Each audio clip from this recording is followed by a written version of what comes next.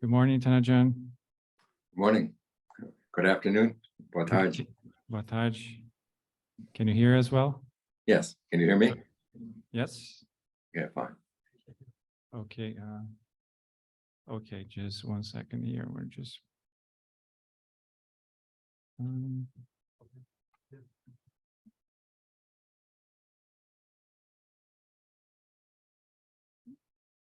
Just give me 1 second. Okay, this. You pin to the first screen.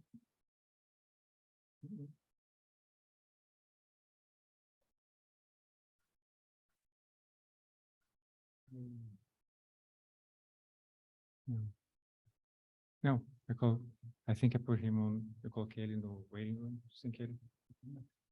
Onde é que tá o waiting room? Deixa eu ver aqui. Aqui.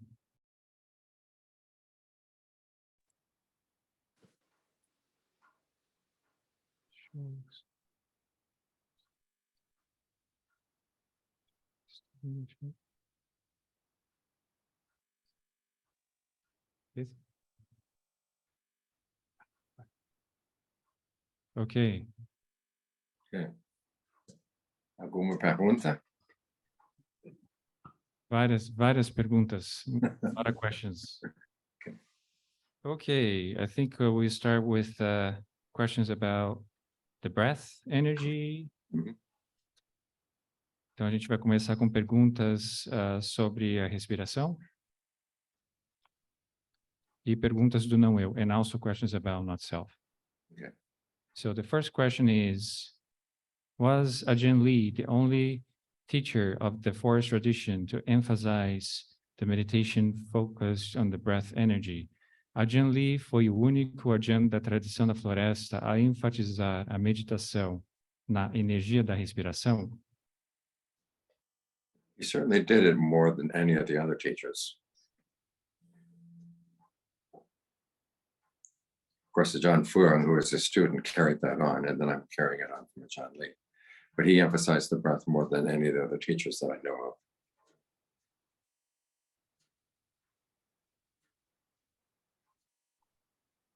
of. O Ajaan Lee foi o que mais enfatizou a meditação na energia da respiração de todos os professores da tradição da floresta.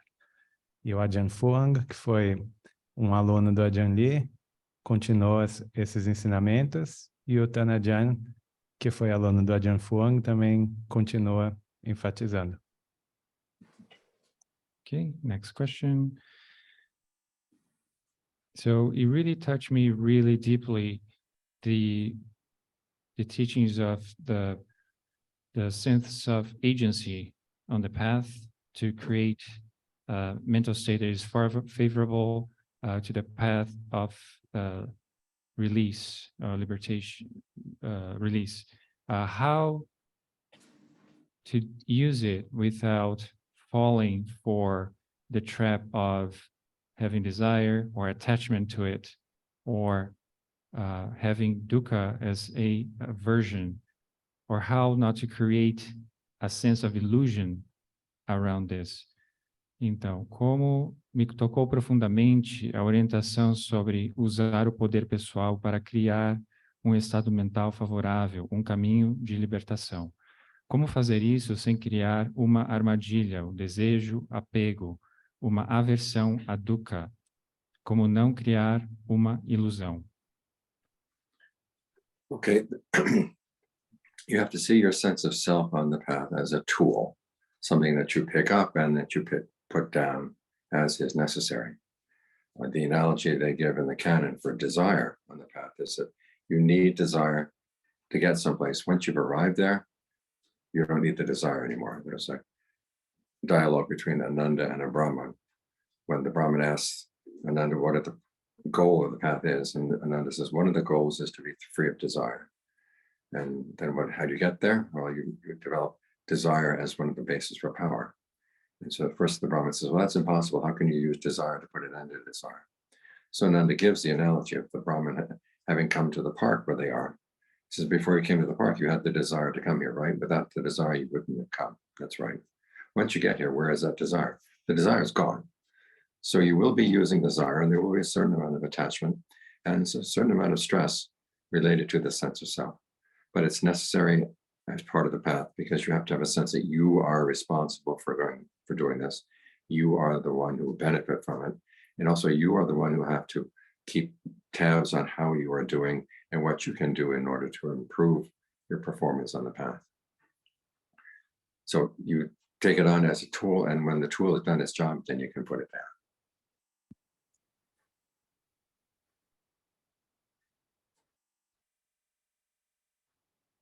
O Ajaan falou que você precisa ver a sua noção de eu no caminho como uma ferramenta. É algo que você pega e depois deixa de lado quando for necessário. Ele mencionou uma analogia no cânone que fala que você precisa do desejo para chegar em algum lugar. Foi quando o Ananda falou para um Brahmane que o Brahmane perguntou qual que era o objetivo do ensinamento do Buda. Ele falou que o objetivo é para se libertar do desejo.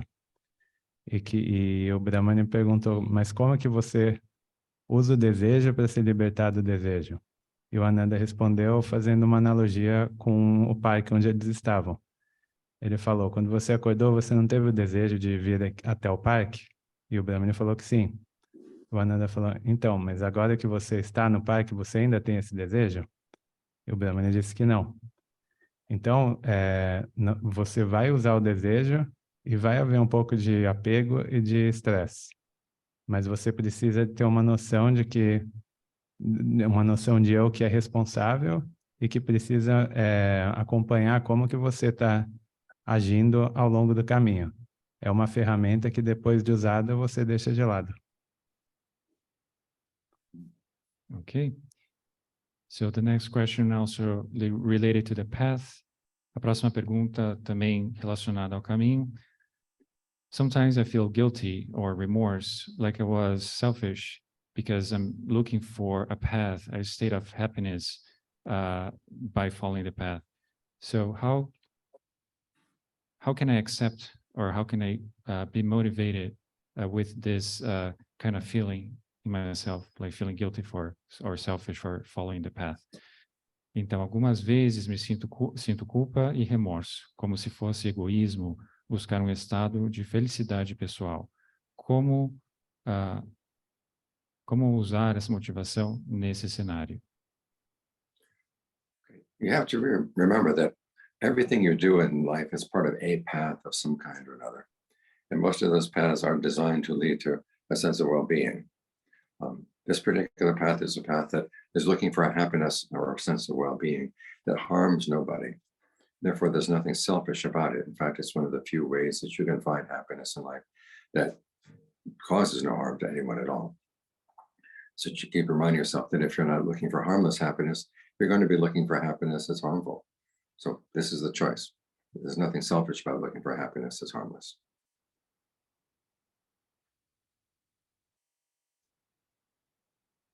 Você tem que se lembrar que tudo que você faz na vida é parte de algum caminho ou de outro. O caminho budista é o caminho que busca pela uma sensação de bem-estar e de felicidade que não causa danos a ninguém. Então você não deve sentir vergonha de estar buscando uma felicidade que não vai prejudicar nada. Não tem nada egoísta a respeito disso.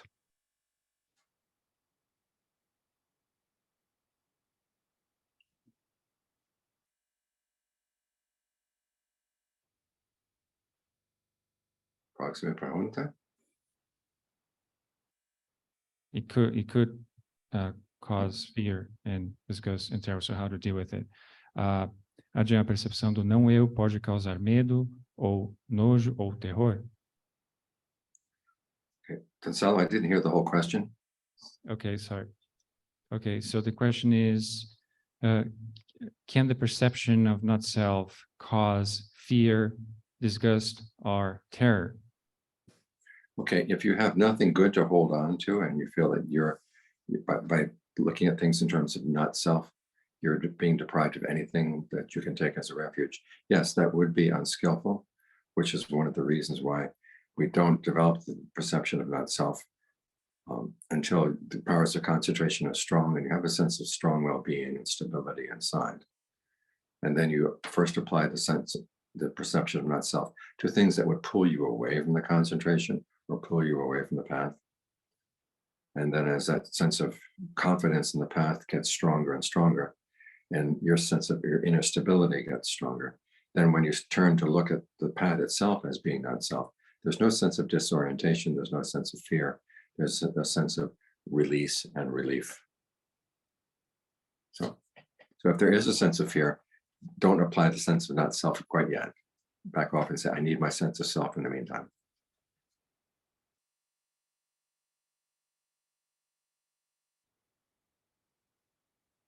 Se você não tem nada bom ao que se apegar, quando você vê as coisas nos termos do não-eu, se você sentir que você não tem um refúgio, então o caso é que realmente você vai sentir medo ou asco quando aplicar a noção do não-eu.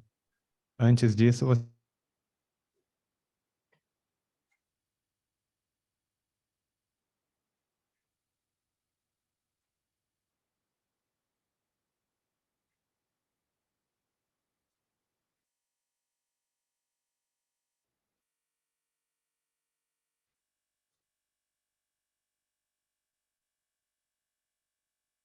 The sound has disappeared.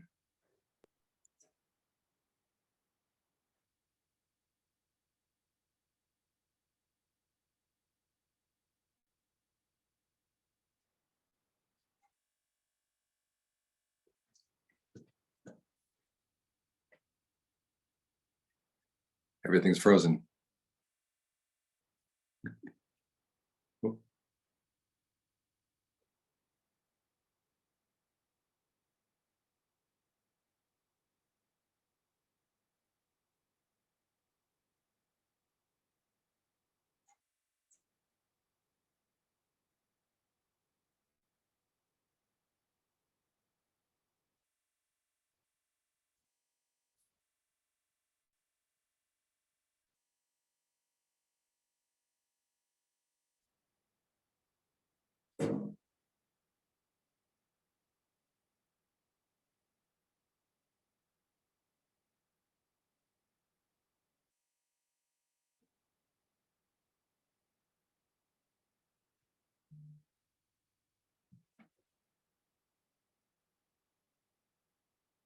Okay, I just got a message. They said they lost connection. They'll be back with us in a second.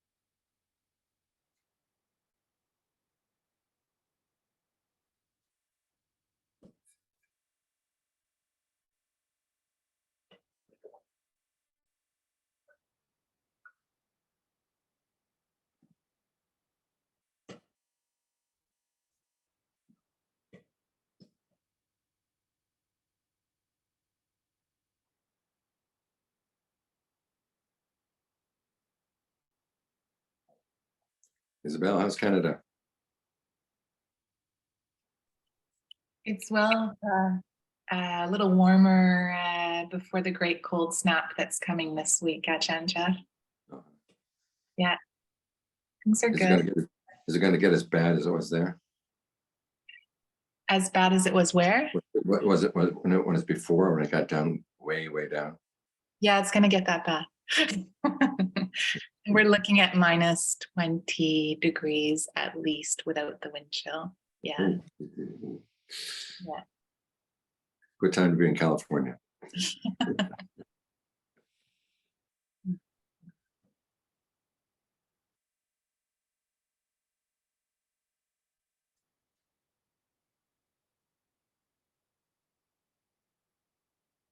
Mary Ellen, how's New York?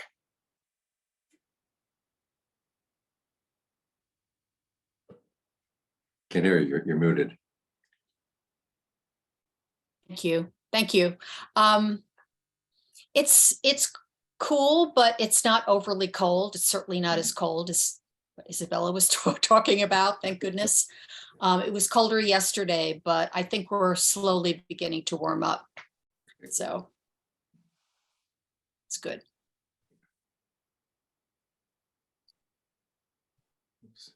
Message from Fabiano, they're having trouble. Let's see what his message is.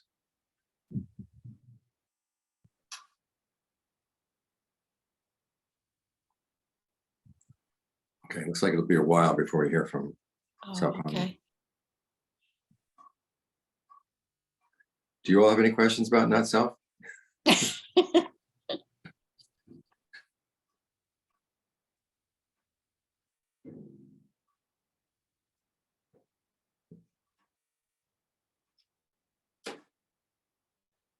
Fabiano. Taan Paul, we are having trouble with the main connection here, and we can't communicate through the speakers. So just wait a moment, please. All right? Okay.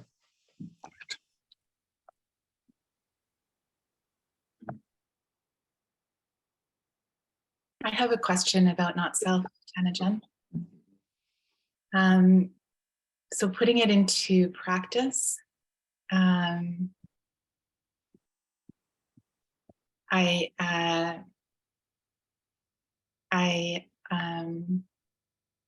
often struggle, just like the person who asked the question, between doing what's skillful, following a skillful part of myself, one that's joyful, present, peaceful, and being aversive to the part that's not skillful. And today I was thinking about that. It's like a line between being okay with being vulnerable and not indulging in it and being strong. So my question is, could you speak a little about that toggling between those two or more extremes?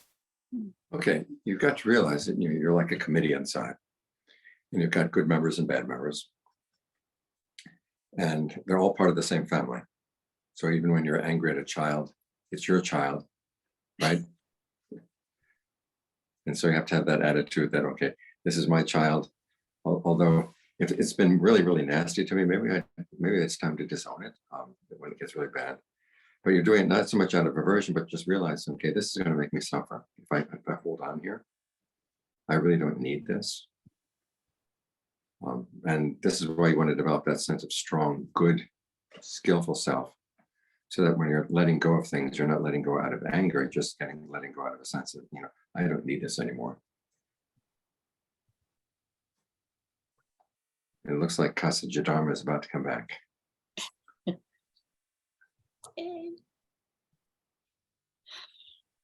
See. Whoop, they left.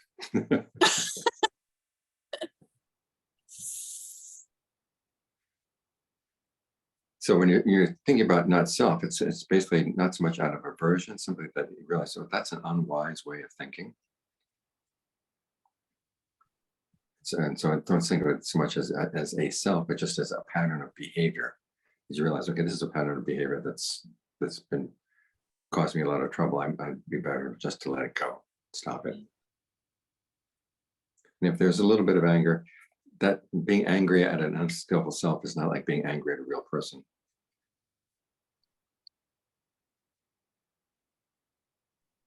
Okay, thank you. Okay, we're back. Back, good. Estamos de volta. Okay. So continuing the next question, is that okay? Mhm. Okay, continuar a próxima pergunta.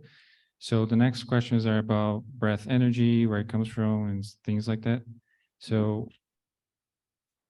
I feel a hard time finding this quote breath energy, and could you please help us understand more where could focus to find it? So eu sinto uma dificuldade em localizar essa tal energia da respiração. O senhor poderia ajudar a entender melhor onde eu devo focar? Actually, the breath energy is already there in the body. If you didn't have any breath energy, you wouldn't be able to feel the body from the inside at all. One good experiment is to hold your arm out into the air, unclothed, and realize, okay, you know where the arm is from a sensation. That sensation, when you close your eyes and you still have that sensation of the arm, that sensation is the breath energy flowing in the arm. And then you realize that you've got that sensation everywhere in the body. Now, there's some places where it's more comfortable than others, where it feels like it's actually flowing, other places where there's tension or tightness, where it feels like it's not flowing. So try to notice some area in the body where it just feels okay as you breathe in, as you breathe out. And try to protect that. Don't squeeze it, don't press it, just allow it to just be there. And then it's a greater sense of healthy breath energy will develop there.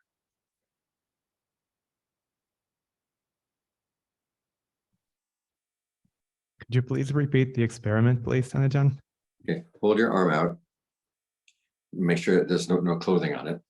And just close your eyes and ask yourself, do you feel the arm? Well, you feel the arm, right?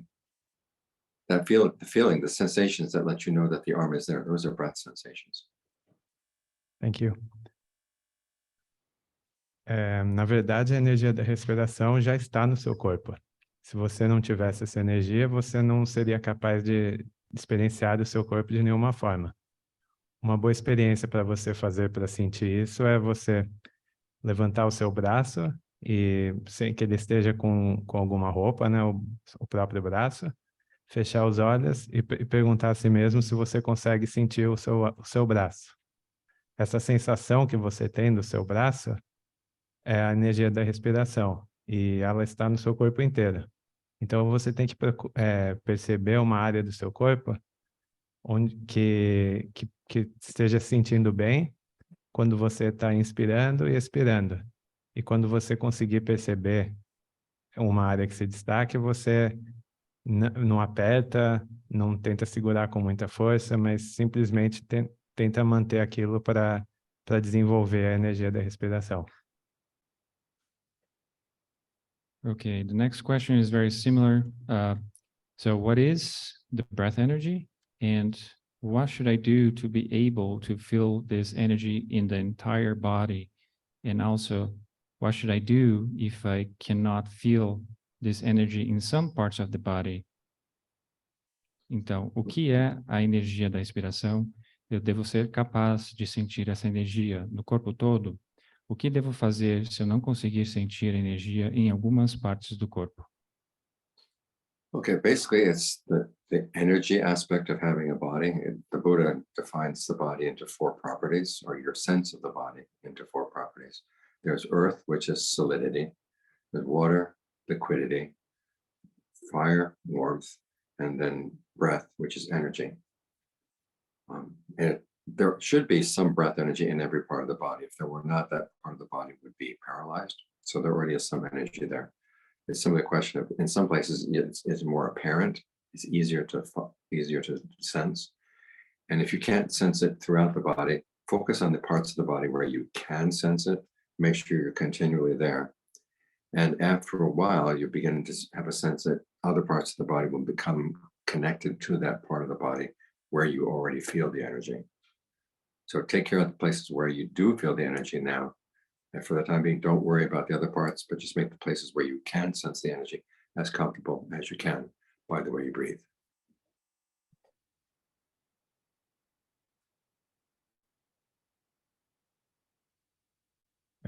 Basicamente é o aspecto energético de se ter um corpo. O Buda divide a nossa sensação do corpo nos 4 elementos. A terra, que é a solidez, a água, que é a liquidez, o fogo, que é o calor, e a respiração, ou vento, que é o aspecto da energia. Se você não tivesse essa energia da respiração em alguma parte do corpo, ela estaria paralisada, então ela está por todo o seu corpo. Mas aqui em algumas partes ela é mais evidente. Então você tem que concentrar nas partes do corpo que você consegue sentir essa energia de uma forma melhor. Depois de algum tempo, à medida que você for praticando, as outras partes do corpo que você não consegue sentir tão bem vão começar a se conectar às partes que você já consegue perceber. Então, o que você deve fazer é não se preocupar com as partes que você não consegue sentir muito bem e trabalhar nas áreas que você já consegue sentir, expandindo a partir de lá.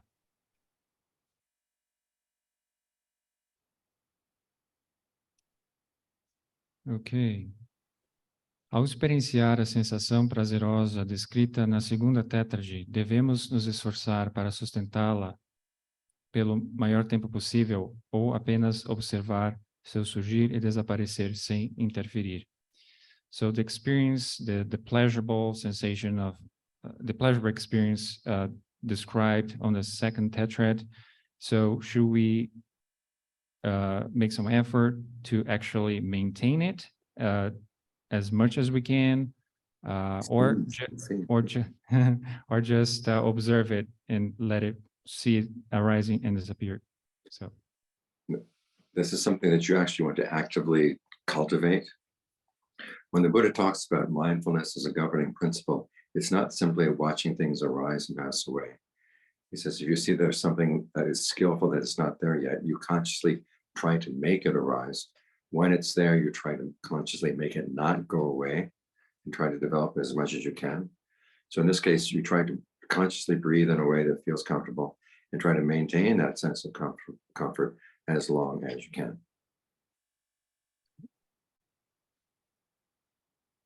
Isso é algo que você realmente quer cultivar ativamente. O Buda, quando ele fala sobre a presença mental, ou sati como um princípio norteador, diz que você deve fazer o esforço para cultivar os estados hábeis que surgirem e para combater os estados inábeis que surgirem. Então, nesse caso da sensação de bem-estar, você deve sim cultivar conscientemente e tentar mantê-la o máximo que você puder. Remember that the Four Noble Truths, each of the Four Noble Truths has a duty, and the duty with regard to the path is that you develop it. In this case, this sense of pleasure is going to be part of the path. So it's something you want to develop and bring to the culmination of its development.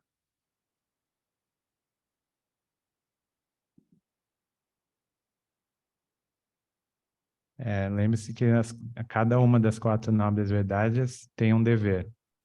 E o dever da 4ª nobre verdade é que você tem que desenvolver o caminho. Nesse caso, o prazer que você está sentindo faz parte do caminho. Então, você tem que desenvolvê-la até chegar no seu ápice. Okay, so this question is very similar. Essa pergunta é bem parecida. Maybe it was already answered. Talvez já foi respondida. Quando consigo chegar no arrebatamento, sinto que precisei de muita energia para isso.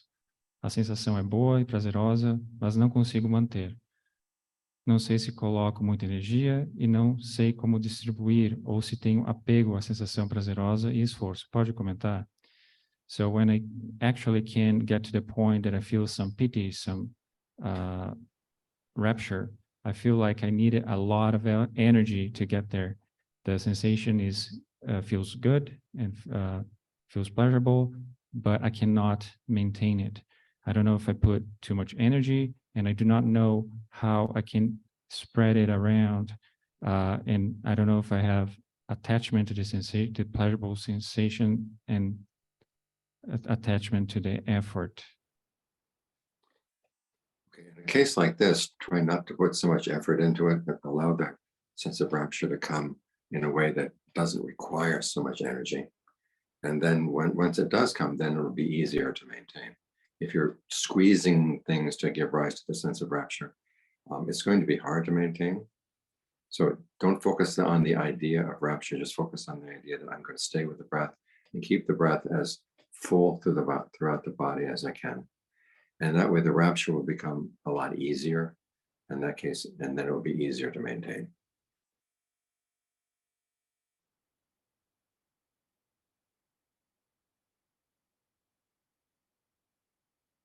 Tente não colocar tanto esforço nessa sensação. Quando ela vier de uma forma que você não está investindo tanta energia naquilo, então tá tudo bem.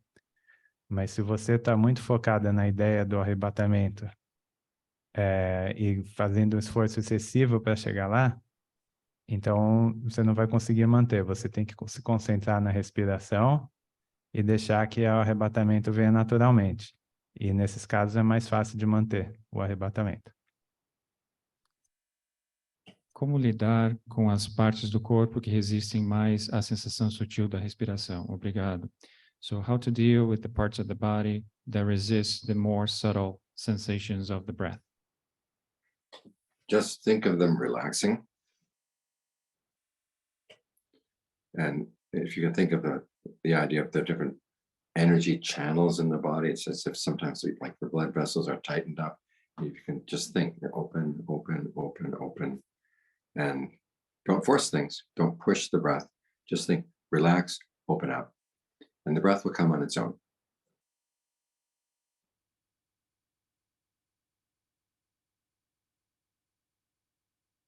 Tente pensar nessas partes se relaxando e na ideia dos diferentes canais de energias que nós temos no corpo. Pode ser que seus vasos sanguíneos estejam comprimidos, então você tem que relaxar e pensar que eles devem se abrir. E quando você fizer isso, a sensação da respiração da energia vai vir por conta própria.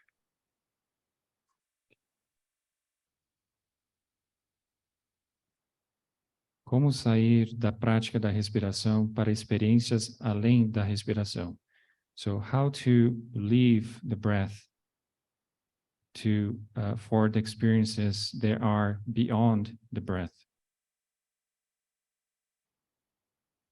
Okay, what will happen is that you will stay with the breath, and the breath gets more and more calm, more and more refined, until finally it stops. There's no sense of the breath coming in, there's no sense of the breath going out, but the body does feel full of breath energy. It's not that you're suppressing the breath or trying to force it not to come in or go out. It simply reaches a point of equilibrium on its own.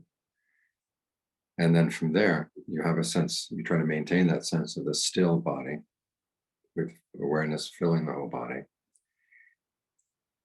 And your sense of the boundary of the body will begin to dissolve so that it feels like the body is just a cloud of little sensation droplets, like little droplets of water in a cloud up in the sky. And if you sense that, then you would focus in on the space between the droplets, and that would take you to the dimension of infinite space.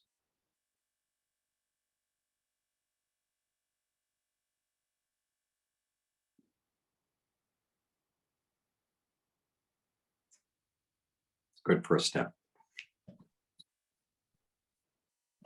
Você tem que se manter com a respiração até que ela fique cada vez mais calma e refinada. Aí vai chegar um ponto em que ela vai parar. Você não vai ter nenhuma sensação da respiração entrando nem saindo. O seu corpo vai estar pleno e vai chegar num equilíbrio de respiração por conta própria. Não é que você vai tentar suprimir a respiração. Depois você tenta manter essa sensação do corpo quieto e com a consciência preenchendo o seu corpo todo. Nesse ponto, a sua sensação dos limites do seu corpo vai se dissolver e vai parecer que o seu corpo é um monte de gotículas de sensação espalhadas. Daí você tem que concentrar no espaço entre cada uma dessas gotículas e isso vai te levar até a dimensão do espaço infinito. E esse é o primeiro passo.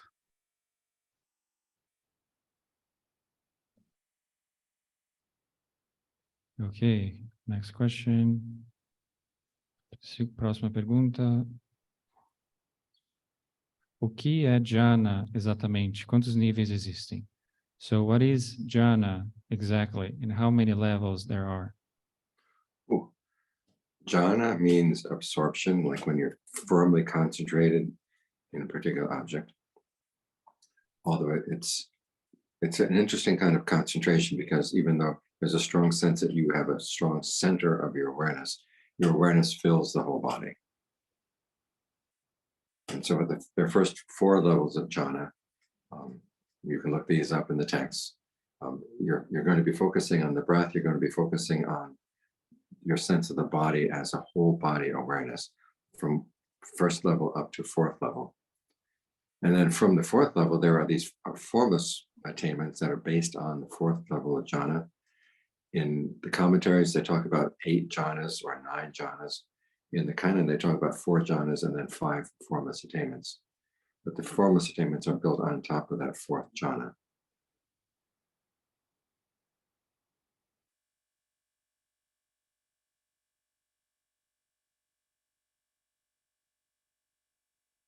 Dhyana significa absorção, quando você está concentrado firmemente num objeto específico.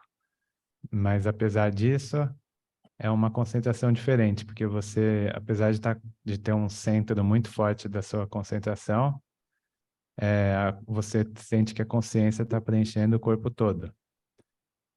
Quando você se concentra na respiração, no dhyana você está concentrando na sua respiração e nessa sensação do corpo como uma consciência do corpo todo. Esse do 1º ao 4º dhyana. Nos comentários, dizem que tem 8 ou 9 dhyanas. O cânone diz que tem 4 dhyanas e que depois deles vem os 5 realizações imateriais, que são os dhyanas imateriais. Okay, from jhana we go to insight. What is exactly what is understood exactly by the word insight, and what is the difference from insight to thoughts? So, o que se entende exatamente como insight e o que diferencia ou o que diferencia um insight dos pensamentos?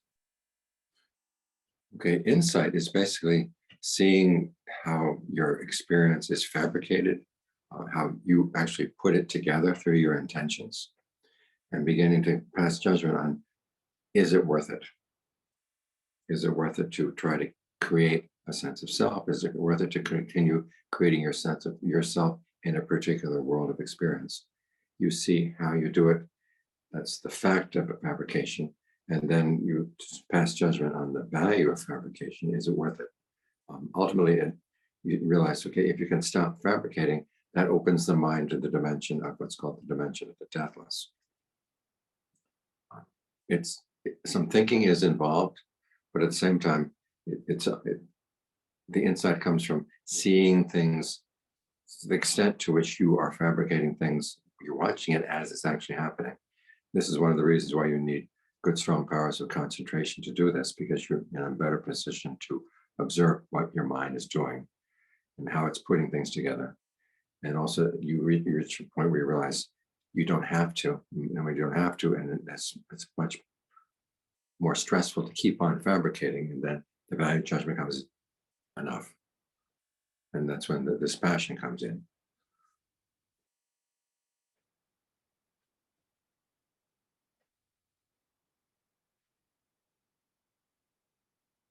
Insight é ver como você está fabricando a sua experiência e como você está montando essa experiência através das suas intenções. Você chega num ponto que você se pergunta se realmente vale a pena você criar um senso de eu num mundo específico de experiência. E quando você vê a maneira como você está criando esse senso de eu e o mundo de experiência, você faz um julgamento de valor sobre essas fabricações. Isso abre sua mente para a dimensão do sem-morte. Então, envolve o pensamento, mas o insight vem quando você vê até que ponto você está fabricando a sua própria experiência. Por isso que você precisa ter uma mente calma e concentrada para poder ver nos mínimos detalhes como que você está fabricando essas noções. Quando você percebe que você não precisa se envolver com essas fabricações e que na realidade é mais interessante você continuar fabricando do que simplesmente parar, é aí que vem a despaixão. Okay, so now we go back to fabrications. Então agora voltamos para perguntas sobre fabricações. Eu queria entender melhor o termo fabricação. No inglês, ele é mais empregado para coisas inventadas, mentirosas. So I'd like to understand a little bit more about the term fabrications.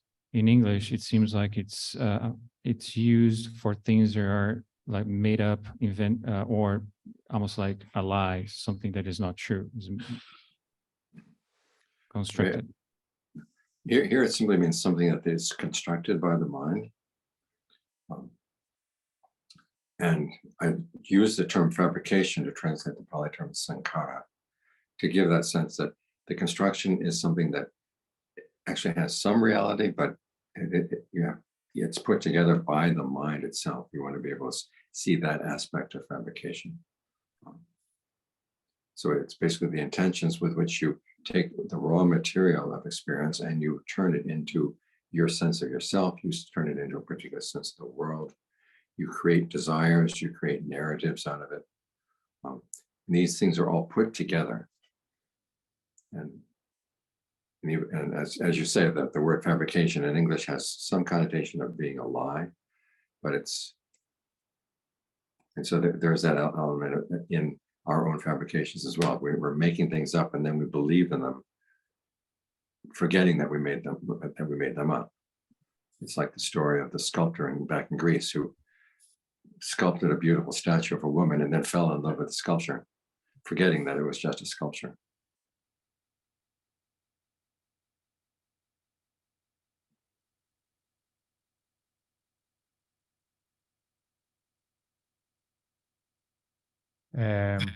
Fabricação é algo que é construído pela mente, e o Thanissaro usa esse termo para traduzir o termo em Pali sankhara.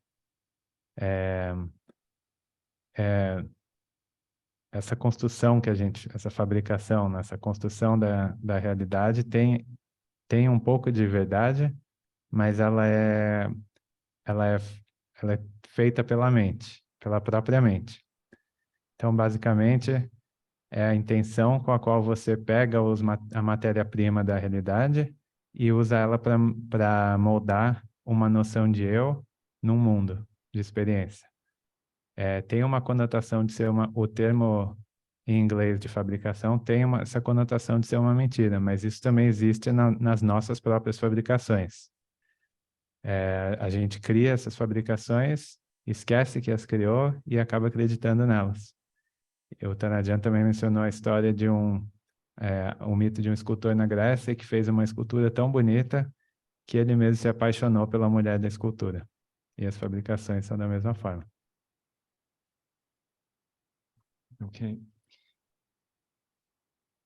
Continuando, posso usar a parte física para ajudar a fabricar o bem-estar ou devo apenas usar a intenção? Exemplo, ajustar o corpo para reduzir desconforto, sorrir levemente com a boca ou com os olhos. Can I use the physical part of the body, or the physical part, to help fabricate well-being, or should I only use intentions? For example, should I adjust the body to reduce discomfort? Or another example, smile with your mouth and with your eyes would be an example of physical fabrication. Yeah, the Buddha focuses mainly on the breath as a source of physical well-being. You can breathe in ways that give rise to pleasure. You can breathe in ways that give rise to refreshment. But it is possible to use the body, as you say. Simply by smiling, you put yourself in a better mood. So if you find that you're using your body to put your mind in a better mood, to create a sense of well-being, as long as it's in line with the precepts, you're perfectly fine.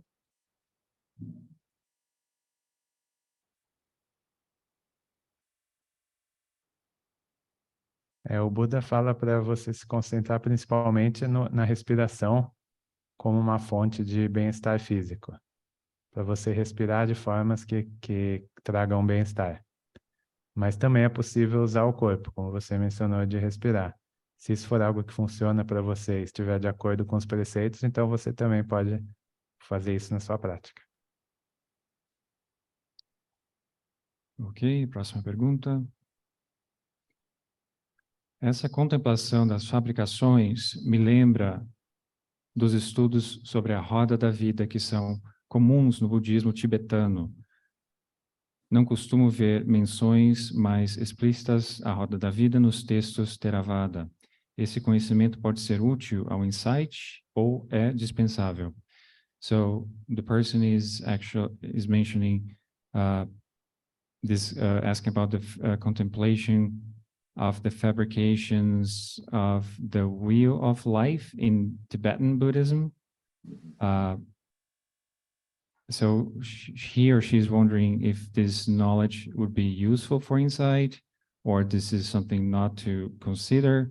But the person is also asking if is this the same thing in Buddhism, in Theravada Buddhism, or is there such a thing as the wheel of life? Okay, the wheel of life in Tibetan Buddhism comes from the original teachings on what's called dependent co-arising, which is the Buddha's analysis of the different stages, starting from ignorance and going through suffering. The fact that the Tibetans see it as a wheel, that's the part that it differs from Theravada. In Theravada, it's seen as much more complex because there are lots of little feedback loops within the whole cycle. And it's not just a simple wheel or a simple cycle going on, but it's many little cycles interpenetrating. And the causes for suffering are much more complex. But it's because it is complex like that we can take it apart. If it were just a wheel, we couldn't step outside the wheel. But the fact that different causal connections are coming in many times at the same time, it puts us in a position where we can choose which causal factors would be more skillful to go with, and we can use our awareness of these things in terms of the Four Noble Truths to cut through the process. Years back, someone gave us a Tibetan painting of the Wheel of Life, and I asked Ajaan Thanissaro if we could put it up on the wall. I said, no, it's wrong view. So we didn't use it.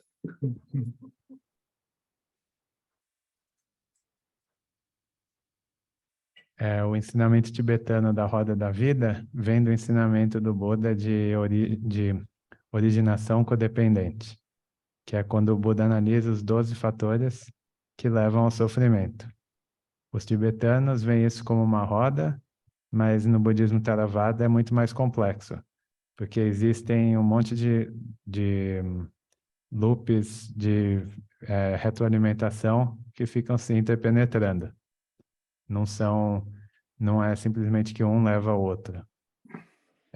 As causas do sofrimento são muito complexas, no caso do budismo Theravada. Se fosse uma roda, como os tibetanos dizem, você não teria como sair da roda. Mas no Theravada, como justamente porque são esses fatores se interpenetrando, você é capaz de desmontá-los e ver quais os processos são mais hábeis e se libertar da originação codependente. O Ajaan também contou a história que há muitos anos eles receberam uma pintura da Roda da Vida tibetana no mosteiro. E ele perguntou ao Ajaan se poderia pendurar na parede do mosteiro. Aí o Ajaan falou que não. Wrong view. Que seria a visão incorreta fazer isso. Ok. Como lidar com sankaras obsessivos de auto-ódio, self-hatred? Minha mente pensa que são úteis de alguma maneira. Estou a todo momento antecipando o julgamento de outras pessoas. Me sinto culpado de ter esses pensamentos. So how to deal with obsessive sankaras, obsessive fabrications like self-hatred? My mind thinks they are useful for something somehow useful. It's happening most of the time, and I'm always anticipating the judgment of other people, and I feel guilty for having these thoughts in mind. Okay, well, Well, the first thing is, important thing is not to feel guilty for having those thoughts, but simply to realize that it's one of the committee members of the mind that has gotten out of control. So that's all. It's part of the mind that feels that if you can criticize yourself beforehand, then you will be prepared for the criticisms of other people. And so it just keeps going at you again and again and again. And you have to remind yourself that, you know, the part of the mind that passes judgment on other parts of the mind can be useful, but this is one where it has to be trained. So you have to tell it, okay, I'm not going to listen to you unless you give me some constructive criticism. If all you can do is say negative things, this is not helpful at all. So just won't listen to it. And it will continue going for a while. It won't go away right away. But if you can learn to see yourself as something separate from it, again, it's just a member of the committee. It's not the whole committee. And look for other members of the committee that are more on your side that say, well, that can say, this is a useful judgment. This is not a useful judgment. Because we do need this ability to judge our own behavior. We can't throw it away entirely, but it's going to be a question of learning how to distinguish which judgments are actually constructive, which judgments are destructive, and just learning how to put aside the ones that are destructive and focus on the ones that are more constructive.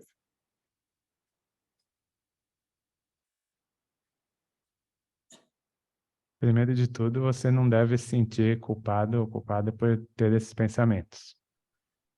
Você tem que ver como só um dos membros do seu comitê da mente que saiu do controle. Essa é uma parte de você que acha que deve te criticar previamente para você se preparar para quando as outras pessoas te criticarem. Mas é algo que precisa ser treinado. Você precisa falar para esse membro do seu comitê para que ele faça críticas construtivas. Caso contrário, você não vai mais ouvir o que ele tem a dizer. Aí você vai perceber que ele vai continuar falando, mas que com o tempo, se você não der atenção para ele, ele vai parar. O importante é você ver que ele é só um membro do comitê da sua mente, não é a sua mente como um todo. E aí você consegue criar um distanciamento e pode procurar outros membros, que vão poder dizer se esses julgamentos são algo útil ou não. Você tem que aprender a distinguir quais julgamentos são construtivos e quais são construtivos. Não é que você simplesmente vai jogar fora essa autocrítica, mas vai saber fazer isso de uma forma mais hábil e saudável. O que é o coração no budismo? What is the heart in Buddhism? Your heart or the heart of Buddhism? I think Your heart? I think maybe in a sense like heart and mind, perhaps. Okay. Okay, Buddhism does not distinguish between heart and mind. They use the same word for both, citta. In other words, the thinking processes and the processes of the will or the emotions. In Buddhism, these are all part of the same thing. In other words, your emotions have their reasons, your reasons have their emotional side. And we're trying to train both the emotions and our reason to work together so that we can find true happiness.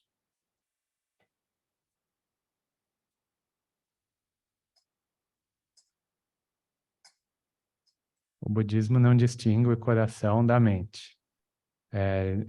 Essa palavra, a palavra em pali é citta. Vem da ideia de que os pensamentos e as emoções são parte da mesma coisa. As emoções têm suas razões e as razões têm o seu lado emocional. Você está treinando esses dois aspectos para trabalharem juntos e encontrar a felicidade. Okay, I don't know if maybe the last question for today, but no cântico, as atitudes sublimes, recebido neste retiro, o antepenúltimo verso é Rakantu Samba Devata, que todos os devas o protejam. A pergunta é, os devas veem, eles conseguem enxergar os seres humanos? eles podem nos proteger? So in the chants we start to chant this at night, the sublime attitudes. There is a verse, Rakantu Sabadevata, may all the devas protect us.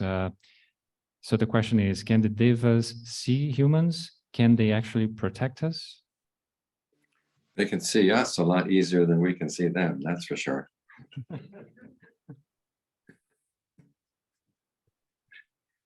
And, you know, you spread goodwill to them. They may be favorably inclined to help you. Their ways of helping tend to be, well, sometimes appearing in dreams and warning you about something or encouraging you in a particular direction. There are many stories in the canon of devas inspiring people. One deva came to see a woman one day and said, Moggallana and Sariputta are going to be coming today, and nobody in the town knows that they're coming, so nobody has prepared food for them. I think you should prepare some food for them. And so, you know, she invited them to her house, and they were able to have a meal. So if you have you find yourself having a sudden inclination to do something meritorious, or you have an inclination that tells you that something might be dangerous, that might be actually a sign that a deva is trying to either encourage you or warn you, either through your dreams or just through your emotions.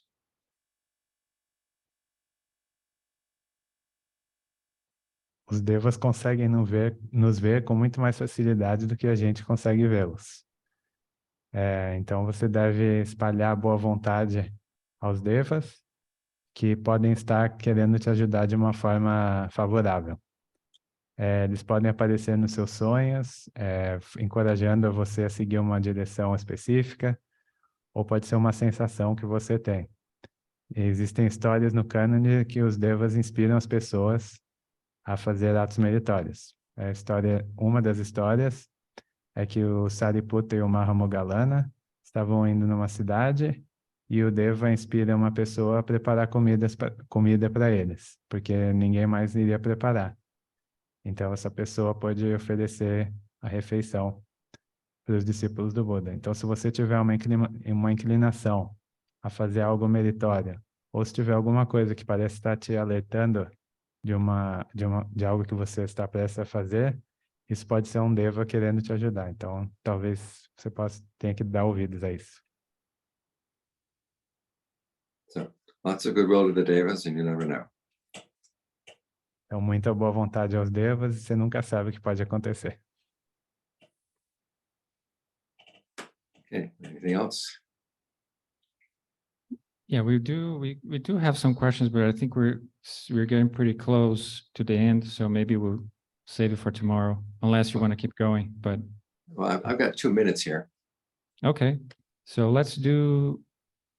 there's one question that came online that is about samatha vipassana. So the question is, I understand that we need to balance mental calm and insight to free the mind, samatha and vipassana.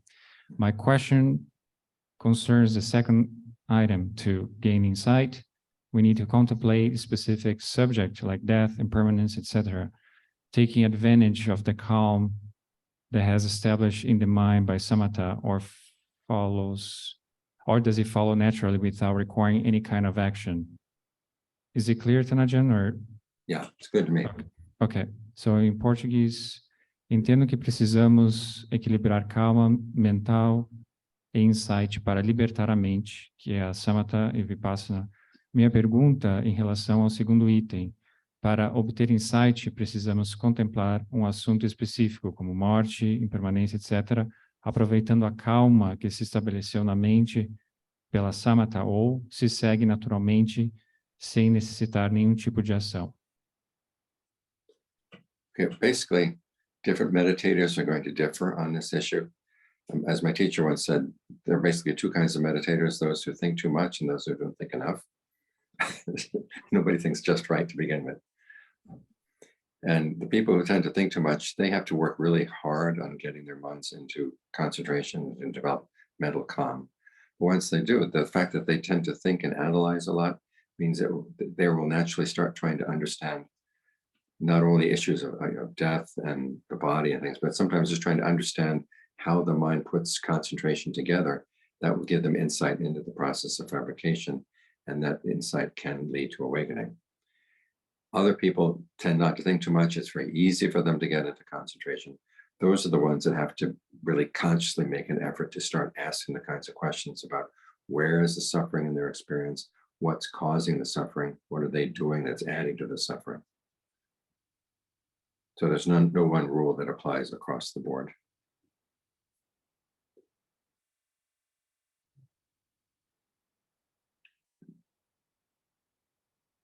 Cada meditador vai diferir nessa questão. O professor do Taan Ajaan, o Ajaan Thanissaro, dizia que existem dois tipos de meditadores. Aqueles que pensam demais e aqueles que não pensam o suficiente. Os que pensam demais têm muito mais dificuldade para acalmar a mente e entrar em concentração. Mas a partir do momento que eles conseguem fazer isso, eles conseguem fazer as perguntas corretas para analisar a experiência e chegar ao insight. Aqueles que não pensam o suficiente conseguem entrar em concentração muito mais rápido. Mas depois disso, eles precisam fazer um esforço consciente para começar a fazer essas perguntas que levam ao insight. Então, não existe uma regra que sirva para todos. Okay, well, we'll meet again in 3 hours. Okay. Very meditation in the meantime. Okay, be well. Okay. Thank you very much. See you soon. Até logo. Então, Sadhu. então a gente se vê em 3 horas. 4, 5, 6, 7 horas, né? Okay. Não, 7h30? 7h30. Como ficou o cântico? A gente vai ter? Tá. Sim, então. Então, 7h30, a gente vai fazer os cânticos, aí o Taan Ajaan entra às 8. Ok. Medita até às 9. Ok? All right.